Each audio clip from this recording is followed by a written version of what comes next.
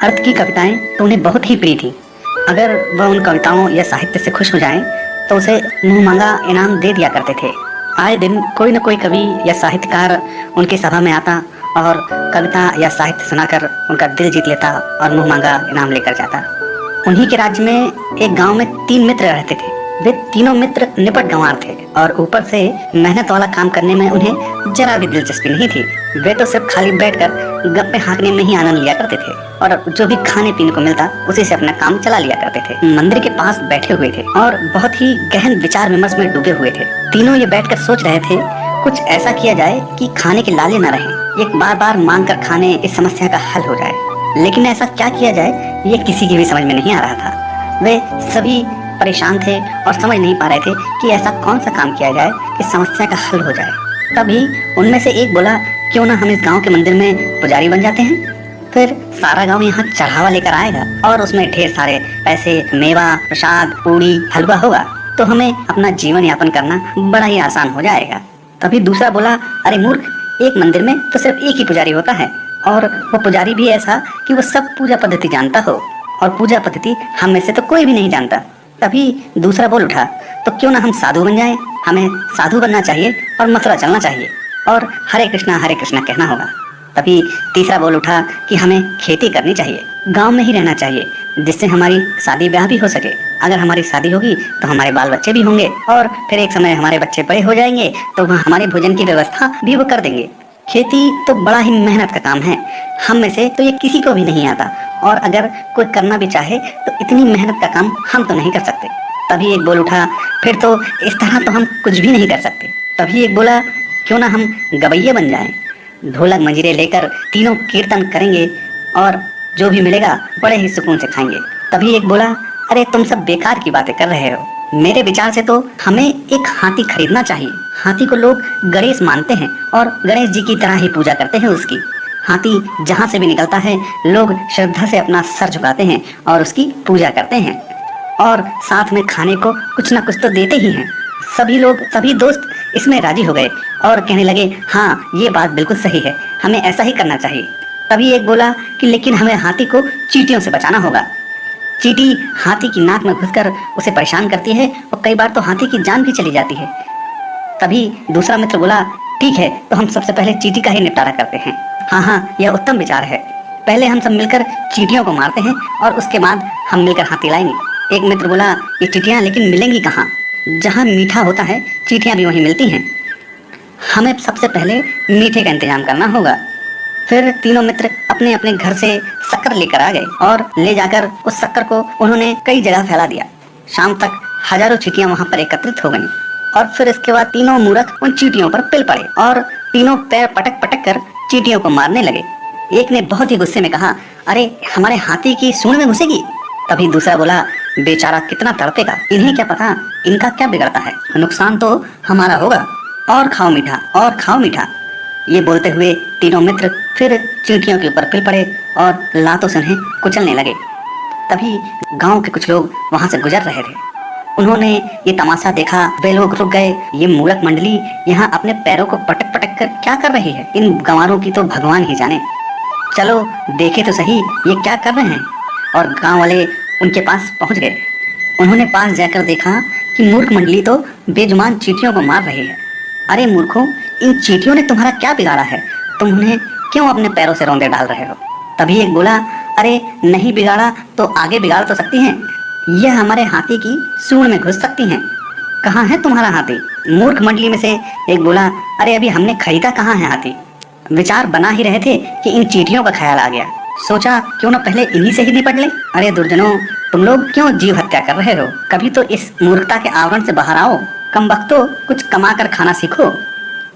अरे इसीलिए तो हाथी खरीदने का विचार है ताऊ। हाथी कोई परचून की दुकान पर मिलने वाला सामान है? इतना धन है तुम्हारे पास? यह बात सुनकर तीनों दोस्त हक्के बक्के रह गए। उनमें से एक बोला, धन तो नहीं है हमारे पास, फिर हाथी कैसे खरीदोगे? तभी तीनों पुनः विचार करने लगे। ये बात तो सही है, इस ओर तो हमारा ध्यान गया ही नहीं। ये बात तीनों मित्र उधेड़-बुन करने लगे। आखिर हाथी खरीदने के लिए धन कहाँ से आएगा? तभी उन्हें कभी आता हुआ दिखाई दिया। सिर पर एक बड़ी सी पोटली रखी हुई थी। वह मस्ती में गुनगुनाता हुआ चला आ रहा था।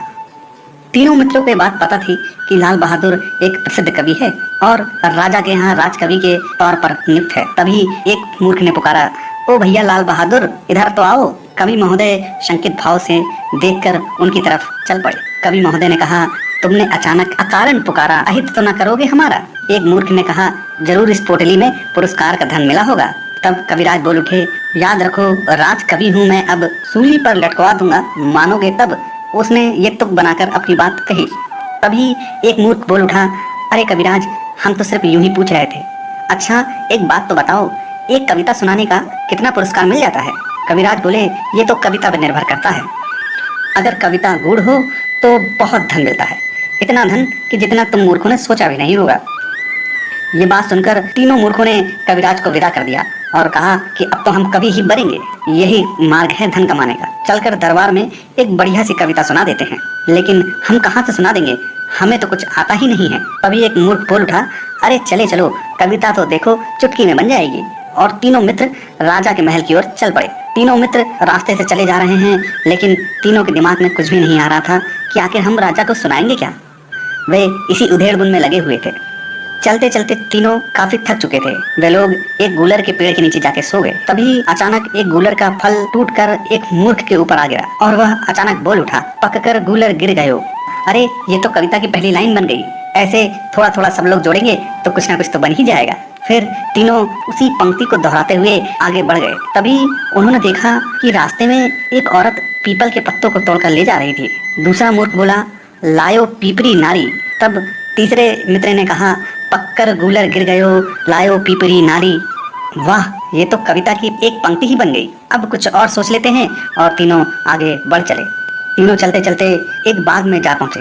उस बाग में जामुन के कई पेड़ लगे थे, जिसके कारण पूरे जमीन पर जामुन बिखरी पड़ी थी। गिरे हुए जामुनों की वजह से जमीन दूर से काली नजर आ रही थी। तीनों मित्र बीन बीन कर जामुन खाने लगे। एक मित्र बोला, कितनी सारी जामुन है, अगर हम पूरे दिन भी बिने तो भी खत्म नहीं होगी, जामुन अंत न पाइयो। तभी दूसरा मूर्ख बोल उठा, अरे वाह, जामुन अंत न पाइयो कैसी रही। गूलर पक के गिर गयो, लायो पीपरी नारी, जामुन अंत न पाइयो, जामुन अंत न पाइयो। अब तो बात बनती नजर आ रही है। तभी एक मूर्ख बोला, बस हमें एक लाइन और चाहिए और हमारी कविता बनकर तैयार हो जाएगी। तीनों फिर कुछ सोचने के लिए इधर उधर देखने लगे, लेकिन उन्हें कुछ भी ऐसा समझ नहीं आ रहा था। तब वे लोग आगे बढ़ गए, राजा के महल के करीब आ पहुंचे। वे अभी भी इस उधेड़-बुन में लगे थे कि उन्हें एक कड़ी और मिल जाए तो उनकी कविता पूरी हो जाएगी। तभी उन्होंने देखा कि दो औरतें लड़ाई कर रही थीं। उनमें से एक वृद्ध थी और दूसरी युवा थी। तीनों वहां पहुंच गए, उन औरतों से झगड़ने का कारण पूछा। तभी वह वृद्धा बोली, यह तो मेरी बहू है, सास बहू तो आपस में झगड़ती ही हैं, तुम अपना रास्ता नापो। तभी एक मित्र बोला, बरबस ठानी रार। अरे वाह, हमारी तो कविता पूरी हो गई, चलो अब दरबार में चलते हैं। तीनों मित्र बहुत ही खुश थे कि उन्होंने मिलकर एक बहुत ही कठिन काम पूरा कर लिया था और वे राजा के दरबार की ओर चल पड़े। अब तो बस दरबार में कविता सुनाने की देरी थी और वे सोच रहे थे कि इसके बाद राजा उन्हें ढेर सारा धन देगा और वे उस धन से हाथी खरीद लेंगे। जब वे तीनों दरबार में पहुंचे, वे उस दरबार की शोभा देखकर अचंभित हो गए। उनको पहली बार मौका मिला था दरबार को देखने का। राजा अपने स्वर्णमय सिंहासन पर बैठे हुए थे। तभी तीनों मित्र बोल उठे, महाराज की जय हो। हम तीनों संयुक्त कविता के कवि हैं और हम अपनी बनाई हुई कविता को आपके सामने सुनाने की अनुमति चाहते हैं। महाराज ये बात सुनकर काफी खुश हुए। कविता तो उनका काफी प्रिय विषय था। तभी महाराज बोले, अवश्य सुनाइए कविराज महोदयों। तभी एक मूर्ख बोल उठा कि हमें पुरस्कार में इतना धन तो मिल ही जाएगा कि हम एक हाथी खरीद सकें और अपना जीवन यापन कर सकें। सारे दरबारी ये बात सुनकर हंस पड़े। सभा में ऐसा पहली बार हुआ था कि कुछ सुनाने से पहले ही कवि पुरस्कार की मांग कर रहे थे।